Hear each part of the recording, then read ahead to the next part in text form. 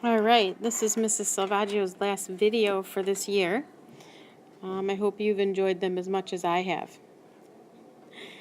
Today we're going to talk about Unit 12, Day 7, Binomial Probability Part 2, which is binomial probability looking for at least or at most, whereas yesterday's video we looked at just exactly probabilities. So at least and at most are going to give us range of probabilities. So it's either going to be from a certain number up or a certain number down. When computing at least and at most probabilities, it's necessary to consider, in addition to the given probability, all probabilities larger than the given probability, which would be the at least. Example, at least 3 out of 5 means what I'm looking for probabilities would be 3 or 4 or 5, and I'm going to add the probabilities together. So I'm going to write adding probabilities.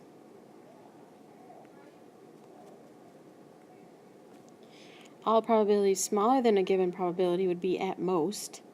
At most 3 out of 5 means 0, 1, 2, or 3.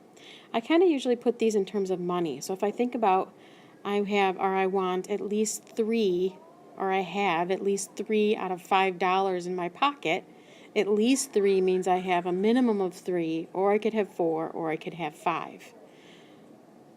At most 3 out of $5 means 3 is the maximum, so I'm going to go down, 3, 2, 1, and then don't forget 0. Our new calculators, the Inspire calculators, have this set up in the menu. So to find it on the calculator, make sure that you're writing this down. We go to Menu, and you can use your scratch pad. You don't have to have a new document, but it doesn't matter if you do. And then we're going to do choice 5. Choice 5 again, and then the letter E. And the letter E is going to say binomial CDF. And the CDF stands for cumulative. And the cumulative means I'm adding probabilities. So it's not just one probability, it's more than one probability being added together. Okay, so let's look at an example. And oh, by the way, this formula right here that I'm putting a box around is exactly the same formula we've been using. Nothing new there. Alright, so example 1. A bag containing 6 red bingo chips, 4 blue bingo chips, and 7 white bingo chips. What is the probability of drawing a red bingo chip, so red, at least 3 out of 5 times? So I'm going to do the exact same thing I did yesterday. I'm going to do N, R, S, F, always. N is the number of trials, so I'm having 5 times that I'm drawing out of the bag. R is what I want to happen, so at least 3. At least, we said at the top, meant 3 or more, so I'm going to list 3, 4, 5. S is the probability of success, so I'm looking for red bingo chips. I have 6 red out of the total. I'm going to add 6 and 4 and 7. So 6 out of 17, which leaves me for not red, 7 and 4, which is 11 out of 17. Then I'm going to write out my formula, adding the probabilities together. So I start with 5C3. The 3 matches the exponent of the second parenthesis with the success probability, and then whatever's left over from 3 and 5 goes on the first exponent with the probability of failure. These two powers, 3 and 2, can't add to more than 5. So that's my first one, and then I'm going to add, and I'm going to write it underneath it, 5C4, and the same thing, 4 and 1, same probabilities.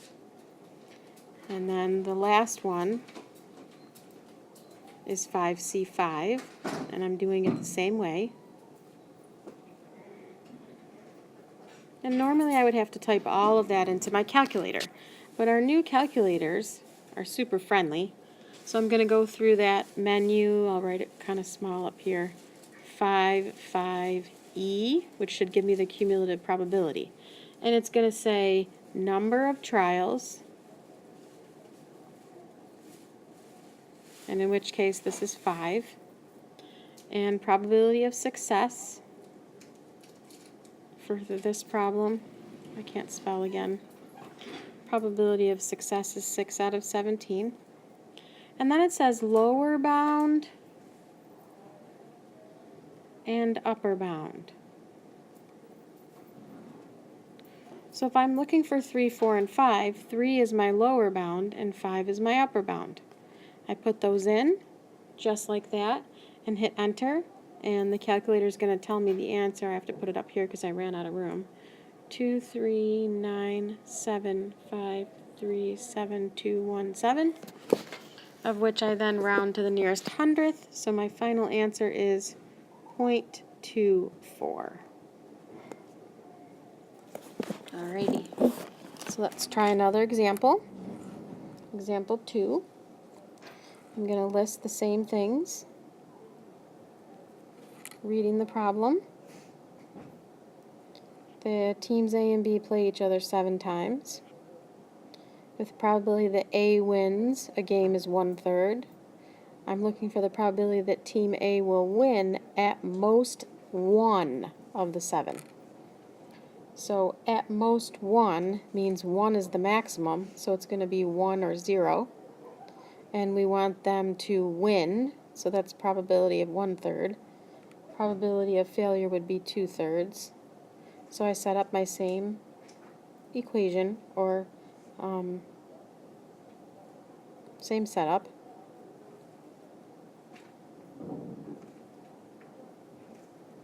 And I'm going to add the other probability.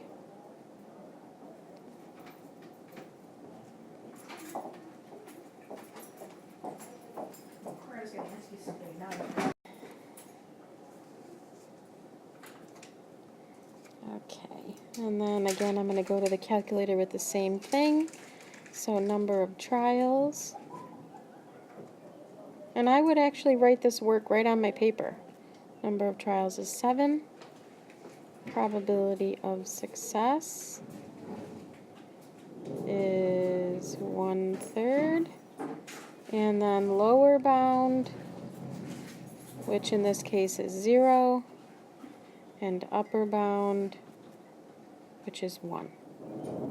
And then hit enter, and you're going to get a decimal or a fraction. And it doesn't give me any rounding directions, so I just write it like that, or the fractional equivalent is 64 over 243. And that's it. Okay, I'm going to write the answers down for these next 3 problems so that you can try them on your own.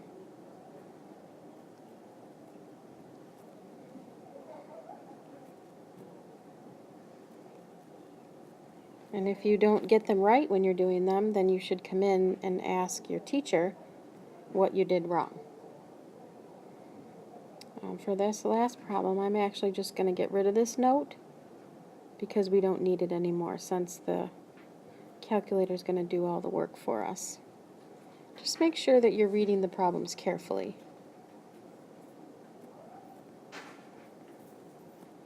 Okay, there we go.